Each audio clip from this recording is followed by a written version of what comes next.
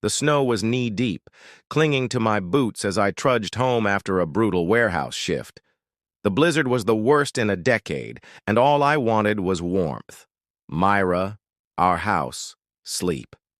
But when I got there, my key wouldn't turn. The deadbolt was locked from the inside. Through the window I saw Myra smirking, Zane raising a beer. "Freeze to death, useless idiot," he jeered. Myra laughed, high-fived him.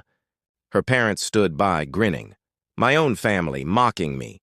The cold bit deep, but their betrayal cut deeper. I didn't beg. I turned. Mark, our golden retriever, shivered by the shed. I grabbed his blanket, unhooked his leash, and walked away. The house? No. Their house. Glowed behind me, but it wasn't home anymore. Maybe it never was. At Leo's, I pieced things together. Myra's sudden shopping sprees, her snapping over money. It all made sense now. Bank statements showed 9. Grand missing, stolen. I texted her. "We need to talk. Starbucks, tomorrow, alone." She didn't come alone. Zane, her parents. Reinforcements. I slid the bank statements across the table. "Where's the money?" Lies, excuses. I played the video. Zane taunting me, Myra laughing. Their faces paled. "You have 48 hours to... return the money. 7 days to move out. Therapy, if you want any chance of this surviving." Beth scoffed.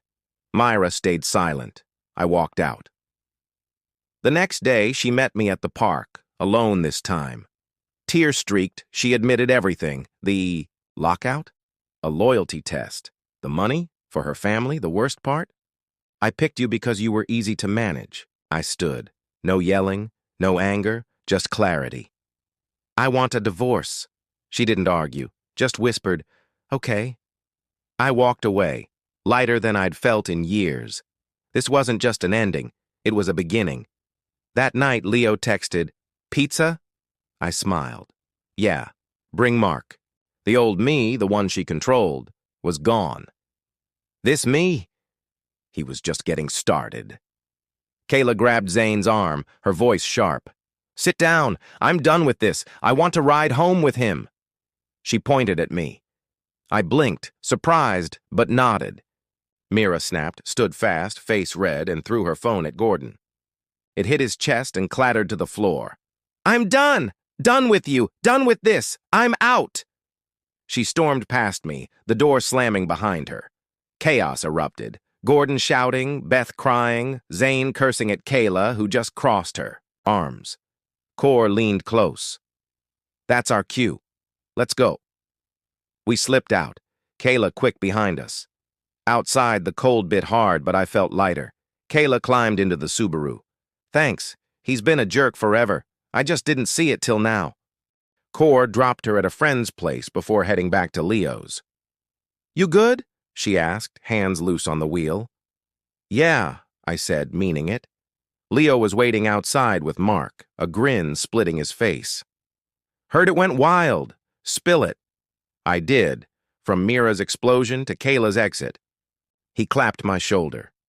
"You're a legend. They're done." I scratched Mark's ears, his tail thumping. The dinner replayed in my head, not just the yelling, but the shift. People speaking up.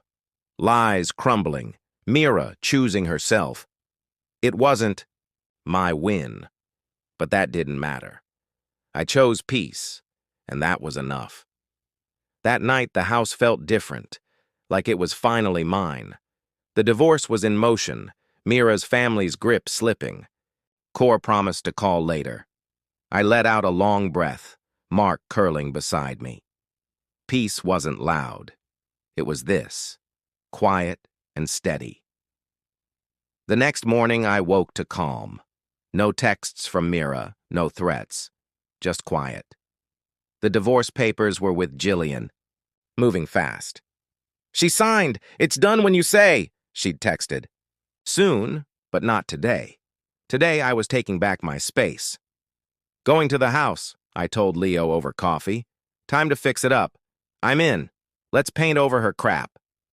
We loaded Mark into the truck, grabbed paint, Bright white walls, deep blue, trim, and hauled it back. The beige Mira picked vanished under fresh strokes. Music blasted.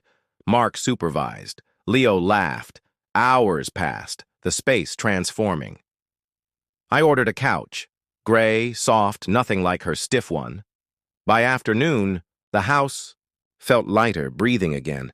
Then a spur-of-the-moment stop at the shelter. Mark needed a friend. So did I. Duke, a shaggy old mutt, shuffled over, nudging my hand. That was it. He was mine. Back home, Mark sniffed him once, licked his face, and Duke flopped beside him. My dogs. My space.